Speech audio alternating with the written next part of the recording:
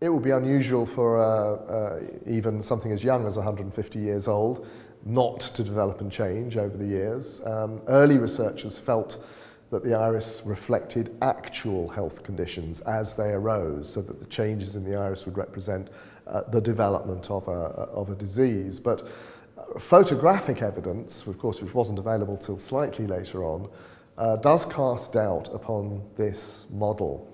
And the reason for that is that we now know that the signs, many of the signs that we point to as disease signs in the iris, can be seen in very young children who are obviously, hopefully, not diseased. And that's where the sort of genetic thing comes in, really. You have a genetic disposition or predisposition or susceptibility or vulnerability to a condition which is expressed in what we can see in the iris, but it takes time for that to unfold and develop, and also perhaps it takes the right circumstances, or we could say the wrong circumstances, in the sense that, you know, if pressure is put on a weak area, after a certain amount of time, that weak area will probably collapse. So what we're looking at here is a map, if you like, of strengths and weaknesses and predispositions, rather than the early model, which was that if you became ill, then certain things would start to degenerate in the iris to reflect the ongoing degeneration in the organ or system or tissue involved.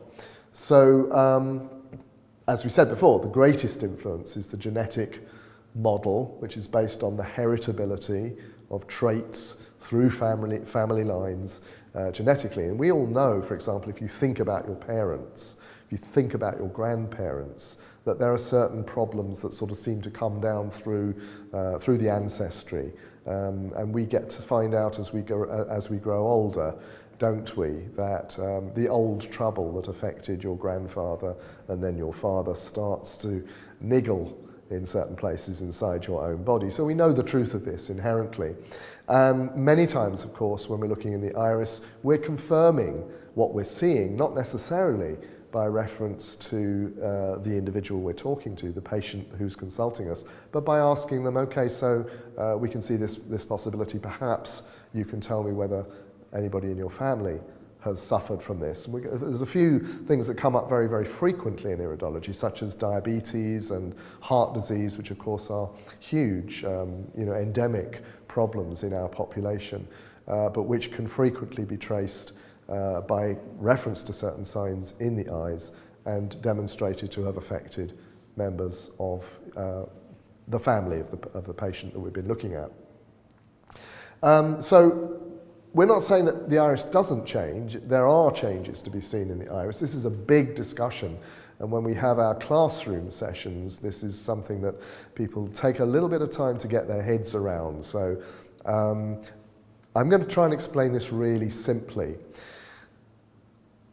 The incidence of change in the iris following health complaints, etc., is remarkably small. We know this from photography. We know that a sign that's associated, say, with type 2 diabetes, and there are a few well-known signs for this, as we'll discover, doesn't necessarily mean you've got type 2 diabetes, but we very often find that if you've got that sign, you are able to point to a family member who has it. Changes where they are noted are of a different order to that. So a particular sign that can tell us of a predisposition is one thing, but the arrival of a sign in the iris that tells us about something ongoing is quite another. And there's a very small category of signs that might be of that order. So the first class of changes that we see takes us back to Liljeqvist, the Swedish boy who saw his eyes change, as he thought, in response to medication when he was 14 years old. But we do see many adolescents developing additional pigment at that time in their lives, about the ages from 14 to 18. In fact, Deck used to say that the iris isn't fully developed until the age of 6. And I think these days we can extend that. I would say the iris is not developed fully until we reach adult maturity. So at the age of about 18 to 20, we can say that the iris is now pretty much everything that's going to be there is now there. So that's the formative changes that we might notice as a result of the normal growing and development processes. If you enjoyed this video, please give it a like and subscribe below so you don't miss any future content. To learn more about CNM or its courses, head to www.naturopathy-uk.com.